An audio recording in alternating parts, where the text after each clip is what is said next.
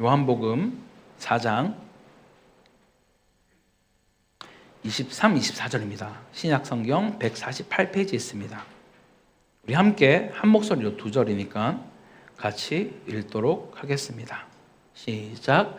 아버지께 참되게 예배하는 자들은 영과 진리로 예배할 때가 오나니 곧 이때라. 아버지께서는 자기에게 이렇게 예배하는 자들을 찾으시느니라.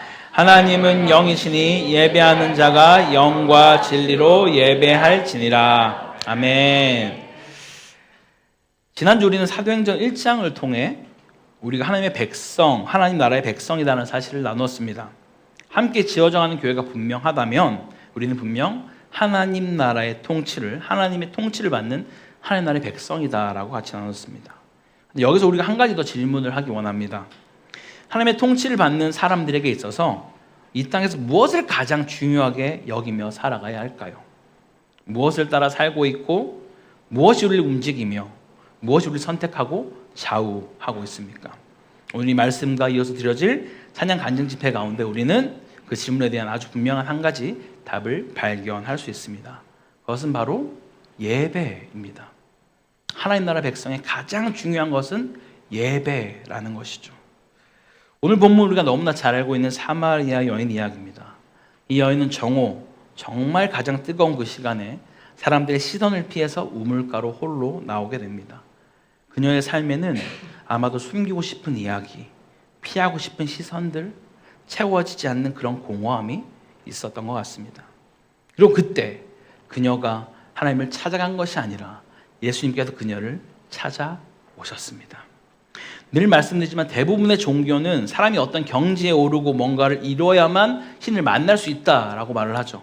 그런데 우리가 믿는 기독교, 즉 우리 예수님은 다른 것이죠. 항상 우리에게 먼저 찾아오셨습니다. 여러분의 삶에도 마찬가지입니다. 여기서 유대인 남자가, 그것도 랍비가, 이들은 이 사마리아 사람들을 개만도 못한, 상종도 못할 사람이라고 여겼는데 그 여인에게 먼저 말을 건다라는 것은 감히 상상조차 할 수 없는 그런 일이었습니다. 그런데 예수님은 그 모든 장벽을 넘어서서 이 여인에게 물을 좀 달라라고 말씀하시며 어떻게든 살아보려고 발버둥 치고 치열하게 살고 있는 그녀의 인생 한가운데로 주님이 들어가고 계십니다.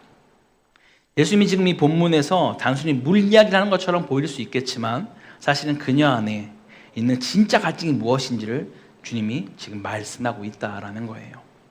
사람과 관계를 통해 어떻게든 채워보려고 했던 그 공허함, 6번이나 기대하면서 결혼을 하고 또 했지만 한 번도 채워지지 않았던 그 갈증, 그런 그녀에게 주님은 지금 내가 주는 물을 마시는 자는 영원히 목마르지 아니하리라 라고 말씀하고 계십니다. 그리고 갑자기 이렇게 말씀하시죠. 가서 내 남편을 불러오라. 이 말은 결코 정죄가 아닙니다, 여러분. 그녀의 인생 가장 기쁜 자리로 들어오시는 하나님의 초청이었습니다. 여인은 결국 이렇게 고백하죠. 주님, 저는 남편이 없습니다 라고 말입니다. 그 순간 그녀는 어쩌면 처음으로 자신의 있는 모습 그대로를 주님 앞에 보여드렸을 겁니다.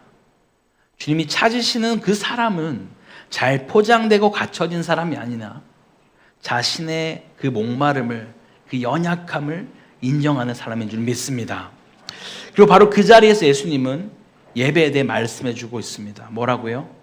아버지께 참되게 예배하는 자들은 영과 진리로 예배할 때가 오나니 곧 이때라. 예배는 장소의 문제가 아니고요, 형식의 문제도 아니며 자격의 문제는 더더욱이 아닙니다.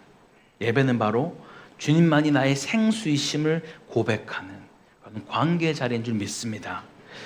여기서 우리는 분명히 알 수 있습니다. 하나님 나라의 백성에게 가장 중요한 것은 바로 예배라는 것을요. 만약 우리가 이 땅에서 주를 예배하는 것이 기쁘지 않고 즐겁지 않다라면, 예배 자리로 나오는 것이 버겁고 힘이 드는 일이라면 천국은 어쩌면 우리에게 낯설고 두려운 곳이 될 수 있습니다. 아니, 어쩌면 아주 불편한 곳이 될지도 모르겠습니다. 왜요? 천국에 가면 우리가 매일 하게 되는 게 무엇일까요? 예배입니다. 근데 내가 예배 나오는 것이, 예배를 드리는 것이 평소보다 조금만 더 길어지는 그 예배 시간이 나에게 불편하다면 여러분, 천국이 여러분에게는 자칫 지옥이 될 수도 있다는 거예요.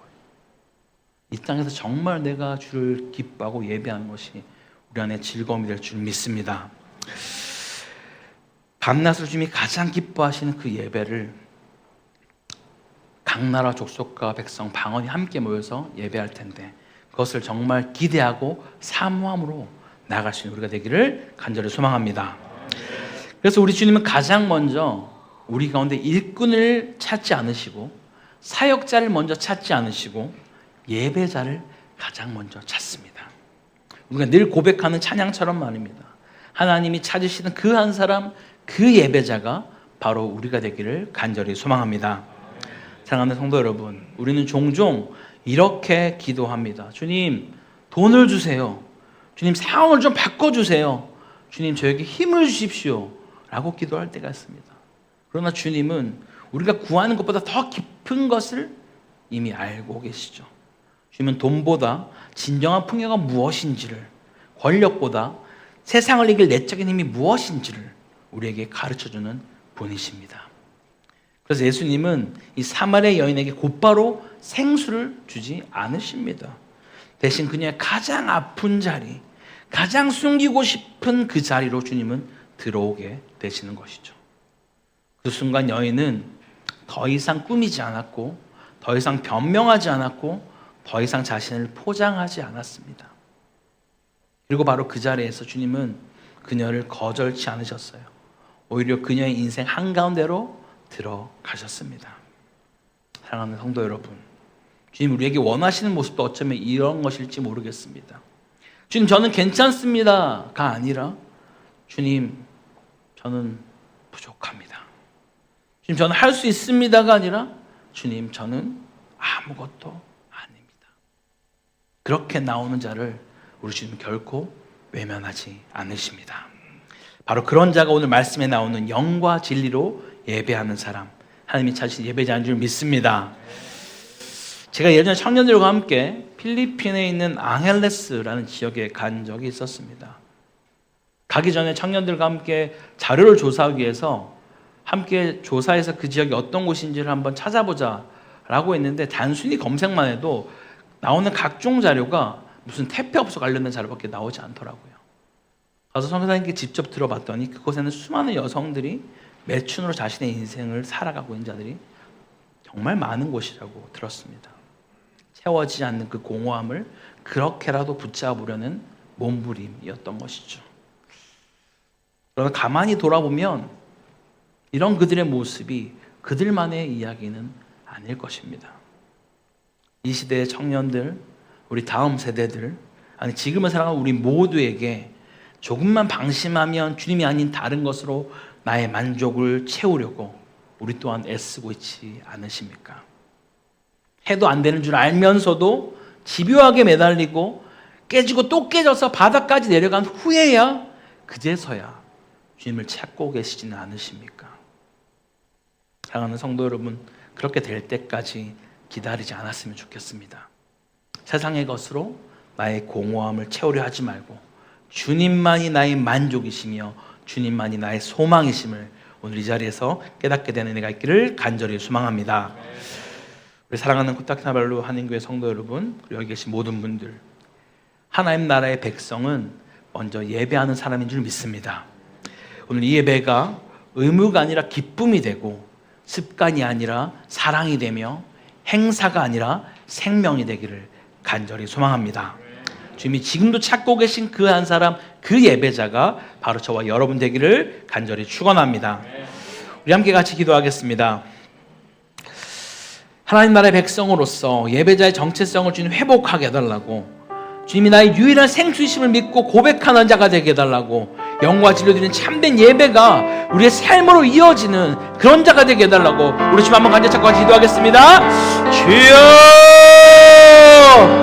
하나님 아버지 감사합니다. 아버지, 이 시간 우리가 온전히 정말 주님을 바라오며 주를 의지하며 하나님이 찾으시는 그 한 사람, 그 예배자의 삶을 내가 있는 이곳에서 우리 가정에서, 직장에서, 교회에서, 이거 코타키나발루에서 그렇게 살아가길 소망합니다. 아버지, 하나님 나라의 백성으로서 하나님의 통치가 우리의 삶 가운데 임하게 하여 주시고, 날마다 우리의 정체성이 무엇인지를 확인하며 우리가 먼저 일꾼이나 성과를 추구하는 사람이 아니라 하나님을 먼저 사랑하고 예비하는 그러한 백성을 알고 나아갈 수 있도록 인도하여 주시옵소서. 또한 이 땅 가운데에서 주님만이 나의 유일한 생명 되시며 생수를 믿고 고백하는 그런 자가 되게 하여 주셔서 세상과 사람과 환경으로 나를 채우려는 모든 시도를 내려놓고 예수님만이 내 영혼의 만족과 소망 되심을 날마다 고백하며 나아갈 수 있는 그런 인생으로 인도하여 주시옵소서.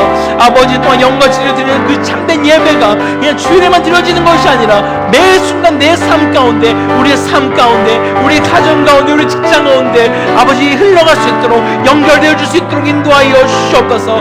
매 순간 우리가 주님이 찾으신 그 예배자로 살아갈 수 있도록 정도 부족함이 없도록 날마다 우리의 마음을 붙들어 주시고 우리의 생각을 추가하여 주시고, 주님 아버지, 우리 가운데 날마다 우리의 삶이 주님이 기뻐하시는 삶을 살아갈 수 있도록 인도하여 주시옵소서.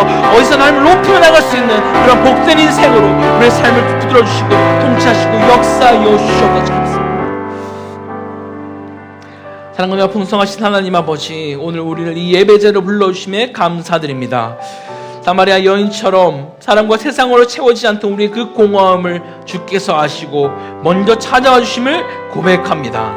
주님, 우리가 돈과 성공과 사람을 통해 우리의 갈증을 해결하였던 모든 시도를 내려놓게 하여 주시고 오직 예수님만이 우리의 생수요 만족의 소망이심을 깊이 믿고 고백하게 하여 주시옵소서. 우리의 가장 연약한 자리, 가장 숨기고 싶었던 내면의 자리까지 주님 앞에 내려놓게 하여 주시고 그 자리에서 영과 진리로 예배하는 참된 예배자가 되게 하여 주시옵소서.